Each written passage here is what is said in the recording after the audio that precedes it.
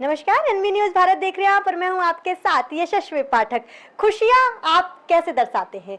कहते हैं कि हिंदुस्तान में अगर बच्चे हो जाए तो खुशियां और 4 गुना हो जाती हैं, परिवार खुश हो जाता है। लेकिन बच्चों के साथ साथ अगर आपके ट्रिपलेट हो जाए तो खुशी कैसी हो सकती है? चेहरा आपके सामने लेकर के आई हूँ, मुस्कुराहट बता रही है लोगों की कि क्या पाया है और कितना पाया है, कितने लोग इस खुशी के लिए, इस आशीर्वाद के लिए तरस जाते हैं। लेकिन आपको ट्रिपलेट मिले हैं, कैसा अनुभव हो रहा है? मैम बहुत ही बहुत ज़्यादा, इसको मैं शब्दों में बयान नहीं कर सकता हूँ। एक तरफ ईश्वर दिखते हैं साक्षात श्री काशी विश्वनाथ महाराज जी, और दूसरी तरफ एक सुधीर सर ग्रीनलैंड हॉस्पिटल के, जिनके मार्गदर्शन में एक गार्जियन की तरह वो हमको गाइडलाइन किए। मैं गांव का रहने वाला हूँ और मुझे इसके बारे में आइडिया नहीं था, वो बस जैसा कहते गए मैं वैसा करता गया। और बाकी ईश्वर आपके सामने। और आप पता चला आपको कि ट्रिपलेट्स हैं? मैम हाफ एंड शुरू के पर सेकेंड मंथ। अच्छा, 6 महीने की ये प्री मैच्योर बच्चे ही? 7 मंथ। 7 मंथ। कैसा लग रहा है अभी को? कुछ डर लगा था बच्चों के लिए? हाँ, बच्चों को लेकर डर लगा था। हाँ। बहुत ज्यादा, लेकिन डॉक्टर साहब की वजह से, मतलब उनको देखकर, उनके देख रेख में डर भी खत्म हो गया। कब एडमिट हुए हैं? मैं यहाँ पे 16 को एडमिट हुई थी। अभी बच्चे आ गए हैं, किसको बताया हुआ है? लोग कैसे कह रहे हैं, क्या कह रहे हैं? अब ये सब उनसे क्या घर पे बताया आपने? हाँ मैम, सभी लोग घर पे हैं, सभी लोग घर पे हैं। माँ भी यहीं पे थी, अभी वो गई हैं उधर बगल में रिश्तेदार। मिठाइयाँ बांट रही हैं? हाँ मैम, और पूरे हॉस्पिटल में हमने मिठाई खिलाई, सबको खिलाई, हर एक को। जेंडर बताइए जरा तीनों। मैम फर्स्ट बेबी तो बॉय है, सेकंड बेबी भी बॉय है, और थर्ड बेबी हमारी गर्ल है। अच्छा, कुछ ऐसा अभिलाषा होता है पेरेंट्स का जब वो प्रेग्नेंट होते हैं साथ में कि बच्चे होंगे, इस तरीके का कुछ आपने सोचा था और कितना सही पा रहे हैं अभी? मैम जब ये ट्रिपलेट प्रेगनेंसी, तो सबसे बड़ा इशू ये था कि ट्रिपलेट है ये, मतलब कैरी कैसे करेंगे। ये पूरा लॉन्ग टर्म तो ये जाएंगे नहीं, अर्ली डिलीवरी होगा, ये एक इशू था। सेकंड इशू था कि ट्रिपलेट है तो ये तीनों मेल हो जाएंगे तो फिर भी कुछ कमियां रह जाएंगी। अगर तीनों फीमेल हो जाती हैं तो भी कुछ, तो अब आज के समय में ज़्यादा बेबी तो किसी को चाहिए नहीं, हम दो, हमारे एक या हमारे दो। लेकिन ट्रिपलेट भगवान एक बोनस दे रहे थे, तो इसमें थोड़ा सा उलझन था। लेकिन अब आज के समय में कहाँ पता चलता है, फिर हम लोग वही विश्वास किया अपने विश्वनाथ जी महाराज पे कि ठीक है, एक इष्ट देवता होते हैं सबके, वो जो करना हो, जो देंगे वो देंगे। जब पता चला आपको कि ट्रिपलेट्स है तो डॉक्टर साहब ने कुछ बताया कि थोड़ा सा एक बच्चे को बोले कि ट्रिपलेट केस थोड़ा सा टिपिकल होता है, तो एक को डिस्कार्ड कर देते हैं, 2 को कंटिन्यू करते हैं इजी गोइंग के लिए। तो मैंने बोला कि नहीं सर, अगर दिए हैं तो ईश्वर दिए हैं, जो डिस्कार्ड करना होगा तो वो करेंगे और सेलेक्ट करना होगा तो वही करेंगे, हम इसको लेकर आगे बढ़ेंगे। फिर हम केस जैसे जैसे टिपिकल होता गया समय के साथ, 5 महीने तक तो नॉर्मल रहा, लेकिन इसका मतलब ऑन एन एवरेज से थोड़ा सा लार्ज स्टमक का होना, ये सब चीज़ें नॉर्मल इश्यूज होती हैं, चूँकि हुआ। लेकिन पेन जो है 5.5 मंथ के बाद से पेन इसको अल्टरनेट डे पे अपना हो जाता था। अब घर से यहाँ लाना मेरे लिए थोड़ा बहुत दिक्कत था। सर से मैंने बात किया कि सर थोड़ा सा मेरा फाइनेंशियली स्टेटस वैसा नहीं है, तो सर उसमें भी काइंडनेस दिखाया, बोले कि तुम एडमिट करो और एडमिट करो, हम देखेंगे। मैम एक तो बहुत बेसिक फंडा ये है कि अगर लिटरली किसी अन्य तथाकथित महामहिम लोग के हॉस्पिटल में अगर मैं जाता तो शायद इस कंडीशन में रह भी नहीं पाता। बच्चे तीनों तो नहीं मिलते से, क्योंकि वो लोग प्रेशर में ऑपरेशन कर देते और 5.5 या 6 मंथ पे डिलीवर करा लेते, जिसपे एक तो मेरी बिटिया जो सबसे कमजोर, मतलब वीक थी, जो कि 4 दिन बाद मुझे मिली, तो वो अभी 7th मंथ एंड 9 डेज के बाद से ऐसा हुआ है। और वो वो सुधीर सर की कृपा से हुआ है, क्योंकि वो यहाँ पे मैंने एडमिट किया और वो लगभग 18 या 19 दिन मेडिसिन से कैरी किए। हर सुबह खुद से अल्ट्रासाउंड करना, इतने बिजी शेड्यूल होने के बाद भी खुद अल्ट्रासाउंड करते थे। मतलब पर्सनल लगता था कि उनकी बहू है या मैं उनका भाई, कुछ रिश्तेदार हूँ। मैडम के लिए डर लगा? हाँ बिल्कुल मैम, एक तो डर था, एक तो खुद ही ज्यादा, क्योंकि फीमेल्स को ही डर था, इसलिए तो मैं यहाँ हॉस्पिटल में एडमिट किया था। जबकि मैं वैसा नहीं हूँ कि मैं इनको इतना वो कर सकूँ, एक्सपेंस बैरी कर सकूँ, लेकिन फिर भी मैंने कहा कि नहीं, मेनली इसी का डर था। मैं सोचता था कि अगर फैक्ट्री से प्रोडक्ट बनते रहेंगे तो फैक्ट्री को बचाना जरूरी था। लेकिन भगवान ने फैक्ट्री बचाई, प्रोडक्ट भी बचे। भविष्य कैसे देख रहे हैं? 3 बच्चे कैसे संभालेंगी, कुछ सोचा है?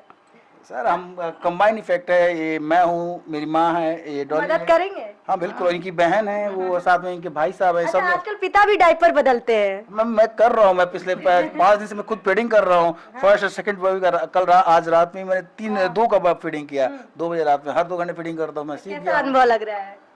वही जो एक पिता पुत्र का संबंध आदि कालों से चला आ रहा है इमोशनल। एक बेटी बहुत तो से लोग हैं जो मैं पिता पहली डायपर नहीं बदलना चाहते हैं। मैं वो पिता होंगे, लेकिन मैं उस टाइप का पिता है। मैं तो पहली बार इसको एनआईसीयू में गया तो मेरा ये वो उन लोगों का गाउन पहन के जाते हैं एनआईसीयू में, वो ये हाथ से पकड़ ली तो मुझे रहा नहीं गया, मेरे तो आंसू आ गए, क्योंकि ये दोनों को मैं लाया तो कुछ नहीं पकड़े थे, लेकिन वो बिटिया को लाने गया तो पकड़ ली।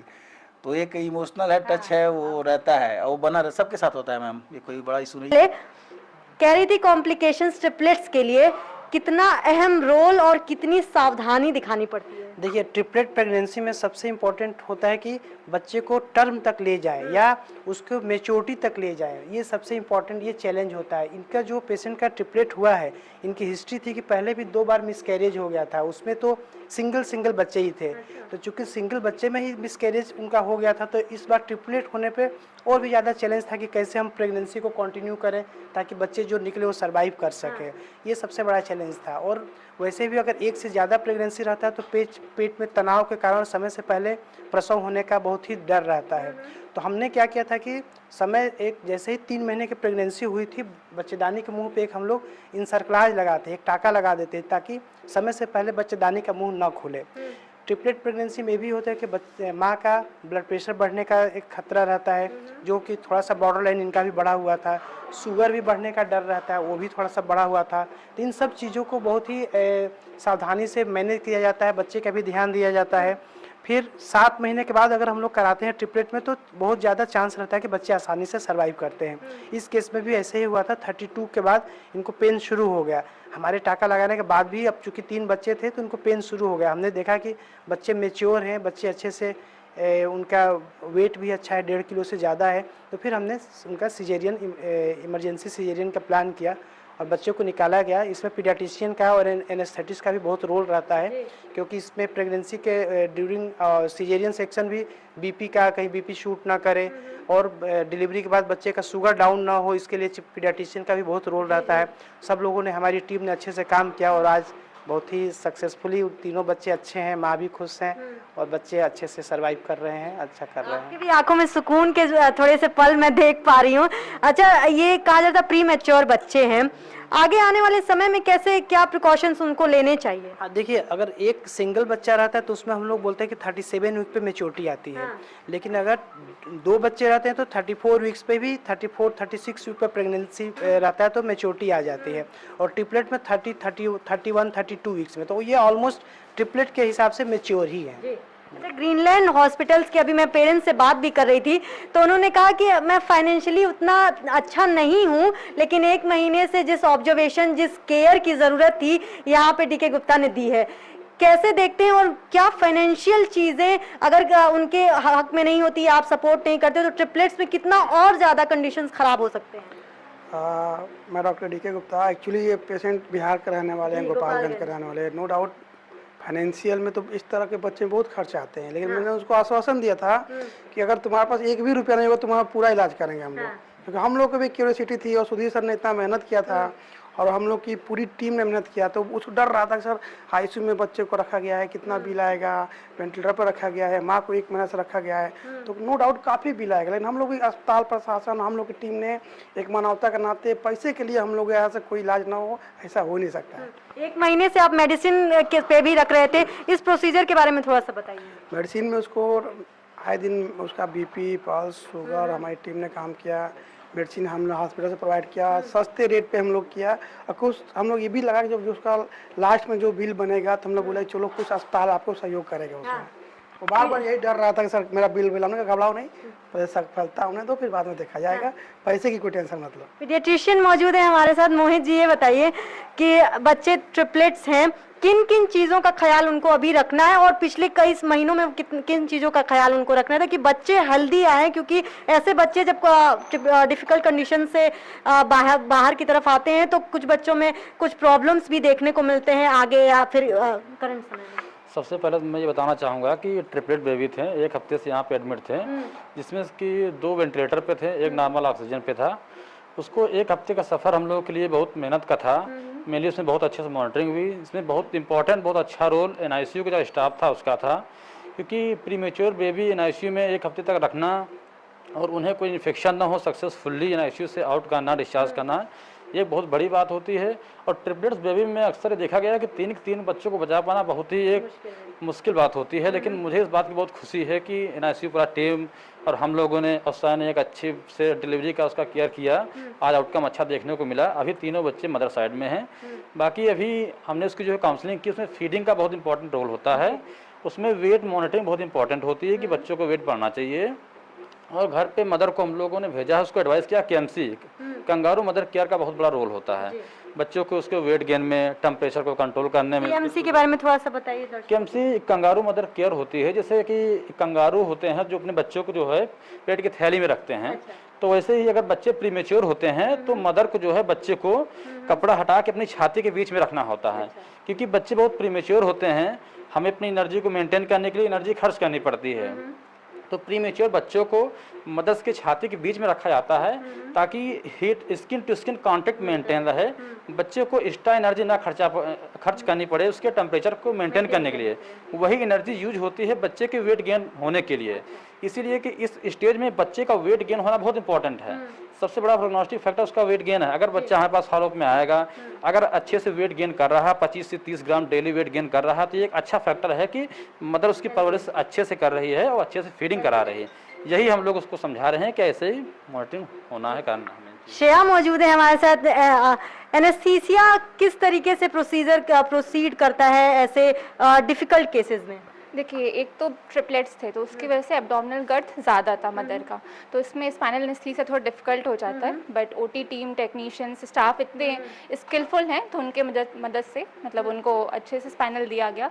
बाकी पेशेंट को पहले से हाइपरटेंशन था, जेस्टेशनल डायबिटीज़ मेलाइटिस था, तो उसको प्री ऑप, पोस्ट ऑप और इंट्रा ऑप उनको इंसुलिन पर रखा गया। मतलब क्या कहते हैं, एंटी ग्लाइसेमिक ड्रग्स चलाई गई थी उनकी प्री ऑप में भी, फिर उसके बाद पोस्ट ऑप में भी रखा गया। मोस्टली ये GDM जो होता है 12 हफ्ते तक नॉर्मलाइज हो जाता है, ठीक है। तो उसके बाद मदर का डाइटरी इनटेक कंट्रोल रहना चाहिए। से मॉनिटरिंग में कर उनको एक हफ्ते से ऊपर हम लोग उनकी मॉनिटरिंग कर रहे थे। जब वो एडमिट भी थी प्री ऑप में 1 महीना, तो भी हर बार हम लोग पूरी टीम जाके उनको देखती थी। हाँ, उनकी RBS और उनका BP मॉनिटरिंग पूरे टाइम चल रहा है। सुधीर सर, जब इस तरीके के डिफिकल्ट केसेस आते हैं तो कैसे, क्योंकि टीम अभी मैम ने कहा कि बहुत स्किलफुल टीम है कि लगातार मॉनिटरिंग कर भी रही थी और कि बहुत इंपॉर्टेंट और डिफिकल्ट केसेस आते हैं क्योंकि जिम्मेदारी बहुत बढ़ जाती है जब इस तरह के केसेस आते हैं। टीम वर्क को कितना देखते हैं और खास तौर पर जब ऐसे केसेस आते हैं तो कैसे मॉनिटरिंग की जाए, क्या रोड मैप तैयार किया जाता है? बिल्कुल, बिना टीम के संभव ही नहीं है कि इसको मैनेज किया जाए, क्योंकि इसमें एनेस्थीसिया का रोल है, प्रॉपर एनेस्थीसिया होना चाहिए। फिर हम अगर एक बार हमने ऑपरेशन कर भी दिया तो बच्चे का केयर कैसे हो रहा है। पोस्ट ऑप में भी एनेस्थेसिस्ट का बहुत रोल होता है कि उनका मॉनिटरिंग अच्छे से हो रहा है, BP अच्छे से चल रहा है, शुगर अच्छे से चल रहा है, और बेबी का केयर पीडियाट्रिशियन की टीम के बिना एकदम इम्पॉसिबल है। तो इस तरीके से करके सब लोगों ने अपने एफर्ट किया और आज उसका रिजल्ट सामने है। देखिए, ग्रीनलैंड की एक खासियत है और खासियत हमेशा टीम्स में होती है। टीम्स को मिलवाया आपसे और उनके स्किल्स के बारे में भी बताया आपको, क्योंकि ये केसेस डिफिकल्ट होते हैं। बात बच्चे की नहीं है, बात परिवार की उम्मीदों की है, और जब डॉक्टर्स के पास उम्मीद पहुंचती है तो रिजल्ट तो अच्छा होना ही है। बने रहिए भारत के साथ, मैं थी आपके साथ यशस्वी पाठक। यही हमारा स्टार डिजर्ट डन बेटा। बाय द वे, ये देख, तुम्हें शादी के बाद देने वाली, पर अभी सही। It's really beautiful aunty. और ये रिसेप्शन पे। आंटी मैं अभी ट्राई करके आऊं? क्या हुआ बेटा, कुछ भूल गई? हाँ, आपको थैंक यू कहना माँ।